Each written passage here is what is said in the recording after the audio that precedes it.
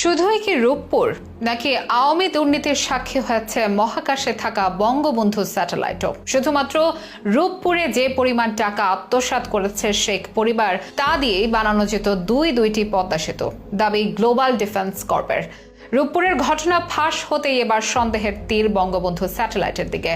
দৃশ্যমান রূপপুর থেকেই যদি $5 বিলিয়ন খেয়ে ফেলেন শেখ হাসিনা, তাহলে চোখের অন্তরালে থাকা মহাকাশের সেই স্যাটেলাইট থেকে কত অর্থ আত্মসাৎ করেছেন সাবেক প্রধানমন্ত্রী? এমনই প্রশ্ন এখন ঘুরছে সোশ্যাল মিডিয়ায়। জনমনের প্রশ্ন, কত খরচ করা হয়েছে এক স্যাটেলাইটের পেছনে? তবে কি বাপের নামে স্যাটেলাইটও রক্ষা পায়নি হাসিনা পরিবারের দুর্নীতির কবল থেকে?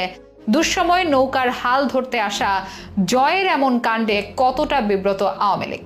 এসবের বিস্তারিত নিয়ে থাকছে এখনকার বিশেষ আপডেট। রূপপুর পারমাণবিক বিদ্যুৎ কেন্দ্র থেকে $500 কোটি বা 59,000 কোটি টাকারও বেশি আত্মসাৎ করেছেন বাংলাদেশের ক্ষমতাচ্যুত প্রধানমন্ত্রী শেখ হাসিনা। এই কাজে সহায়তা করেছেন তার ছেলে সজীব ওয়াজেদ জয় ও ভাগ্নি টিউলিপ সিদ্দিক। 17 আগস্ট শনিবার গ্লোবাল ডিফেন্স কর্পের প্রকাশিত এক প্রতিবেদনে উঠে এসেছে এমনই চাঞ্চল্যকর তথ্য। তাদের সেই প্রতিবেদনে জানা যায়, শেখ হাসিনা ও তার পরিবারের সদস্যরা রাশিয়ান রোসাটমের কাছ থেকে সোভিয়েত আমলের পারমাণবিক চুল্লি কিনতে $5 বিলিয়ন বেশি অর্থ আত্মসাৎ করেন। যেখানে বিদ্যুৎ কেন্দ্রটির মোট নির্মাণ ব্যয় ছিল $12.65 বিলিয়ন, সেখানে তাদের আত্মসাতের পরিমাণ $5 বিলিয়ন, যা মোট প্রকল্প ব্যয়ের প্রায় অর্ধেক। জানা যায়, মালয়েশিয়ার ব্যাংকে রক্ষিত বিভিন্ন রাশিয়ান স্ল্যাশ ফান্ড থেকে এই $5 বিলিয়ন বিভিন্ন ব্যাংকে স্থানান্তরে শেখ হাসিনাকে সহায়তা করেছিল প্রকল্প বাস্তবায়নকারী সংস্থা রোসাটম, যাতে মধ্যস্থতা করেন ছেলে সজীব ওয়াজেদ জয় ও ভাগ্নি টিউলিপ সিদ্দিক। এই প্রতিবেদন প্রকাশের পর সোশ্যাল মিডিয়ায় রীতিমতো শোরগোল পড়ে যায়। একজন প্রধানমন্ত্রী যিনি নিজেকে দেশপ্রেমিক দাবি করেন, জাতির পিতার গর্বিত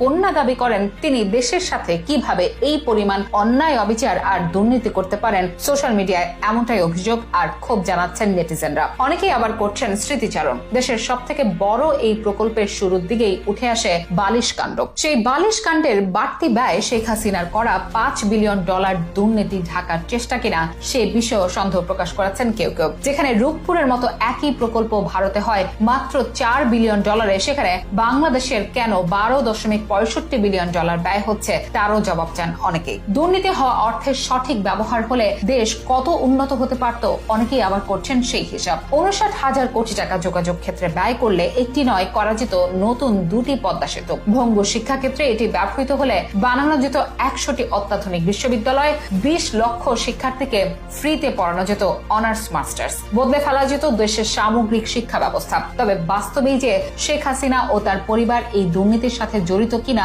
তার স্পষ্ট কোনো প্রমাণ উল্লেখ করতে পারেনি গ্লোবাল ডিফেন্স। অনেকে আবার এই রিপোর্ট নিয়েও তুলছেন প্রশ্ন। দেশের গণমাধ্যম সরকারের চাপে থাকলেও বিদেশি সংস্থাগুলো চাইলেই সরকারের বিরুদ্ধে রিপোর্ট প্রকাশ করতে পারত।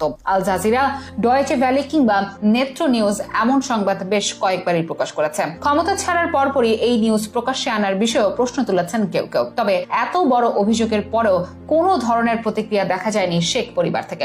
অনেকের ধারণা, শেখ হাসিনা কথা না বললেও এই অভিযোগের সাথে সজীব ওয়াজেদ জয় আর টিউলিপ সিদ্দিকীর নাম জড়িত থাকায় তারা হয়তো শীঘ্রই মুখ খুলবেন।